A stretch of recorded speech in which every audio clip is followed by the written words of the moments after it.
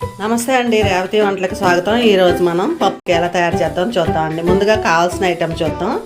ఒక గిన్నెలోకి ఒక గ్లాసు కందిపప్పు వేసుకుందాం అండి. అందులోకి మనం వాటర్ పోసుకుని కడుక్కోవాలండి. 3 గ్లాసుల వరకు వాటర్ వేసుకోవాలండి. మామిడికాయ తీసుకుని తొక్క శుభ్రంగా చెప్పుకున్న తర్వాత చిన్న ముక్కల కింద కట్ చేసి పెట్టుకోవాలండి. గిన్నె స్టవ్ మీద పెట్టుకుని హై ఫ్లేమ్లో పెట్టుకుని పప్పు పొంగొచ్చే వరకు ఉడకపెట్టుకోవాలండి. పప్పు పొంగిన తర్వాత బాగా వంట తగ్గించి పెట్టుకుని మూత పెట్టుకుని ఒక 20 నిమిషాలు ఉడకబెట్టుకోవాలండి.